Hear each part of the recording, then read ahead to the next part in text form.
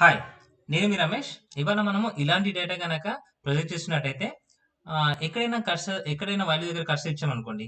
So, ఆ value యొక్క details ఈ సంతు వాల్యూ సంతు 86,000 ఇలా సంతుది మే వాల్యూ అని తెలుసుకోవడానికి కొంచెం స్ట్రగుల్ అవుతుంది కదా! అంటే ప్రొజెక్ట్ చేసినప్పుడు ఇంత అలా బాగుండదు కదా!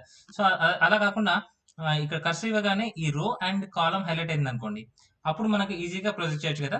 సో, దానికోసం ఒక చిన్న వీబీఏ కోడ్ అయితే రాయొచ్చండి.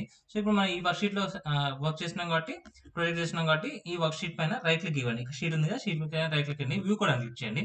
సో, మరి ఈ వీబీఏ కోడ్ రాయాలంటే first heading syntax end syntax ఉండాలి.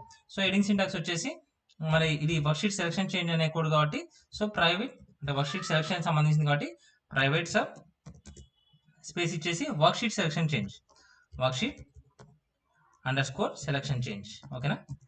సెలక్షన్ చేంజ్ చేంజ్ అని చేసి ఓపెన్ బ్రాకెట్ ఇవ్వండి.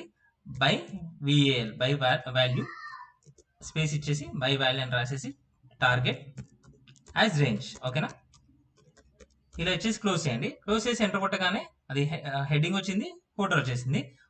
కాకపోతే మన ఇప్పుడు మన ఒక ఇక్కడ కర్సర్ ఇవ్వగానే ఇది రో హైలైట్ కావాలి, కాలమ్ హైలైట్ కావాలి. కాకపోతే దానికన్నా ముందు మిగతా అంతా కూడా వేరే కలర్ జీరో కలర్ కానీ వేరే కలర్ కానీ ఉండాలి. కాబట్టి ఫస్ట్ సెల్స్ అన్ని నేను ఏం చేసిన cells interior okay cells interior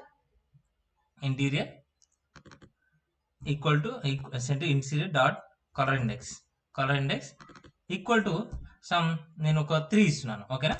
so next target ఏదైతే టార్గెట్ చేస్తానో టార్గెట్ ఎంటైర్ కాలం ఓకే ఎంటైర్ కాలం డాట్ ఇంటీరియర్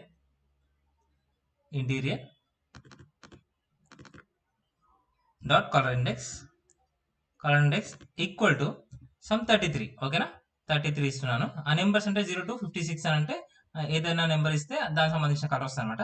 నేను సేమ్ ఇది మళ్ళీ పేస్ట్ చేస్తున్నాను. ఇక్కడ 34 ఇస్తున్నాను. అంటే కాలము అండ్ రో కూడా కావాలి కదా! సో కాలం బదులు నేను రో చేస్తున్నాను ఇక్కడ ఎంటైర్ రో ఓకేనా? కాలం రో అంతే. ఈ చిన్న సింపుల్ కోడ్ రాసేసి మనము దాన్ని క్లోజ్ చేసినప్పుడు చూడండి ఇక్కడ కర్సర్ ఇవ్వగానే ఏదైతే మనం వాల్యూ ఇస్తున్నామో అది హైలైట్ అవుతుంది అనమాట. ఓకే ఈ విధంగా మనము ప్రొజెక్ట్ చేసినప్పుడు ఇలా హైలైట్ చేసుకోవచ్చు. Thank you. ఒకవేళ మనము జూన్ది అండ్ ఫిబ్రవరి చూడాలనుకోండి, జూన్ దగ్గర ఇక్కడ కర్సర్ ఇచ్చాను, కంట్రోల్ హోల్డ్ చేసి ఇక్కడ కూడా కర్సర్ హోల్డ్ చేయగానే ఆటోమేటిక్గా రెండు కూడా హైలైట్ అవుతాయి.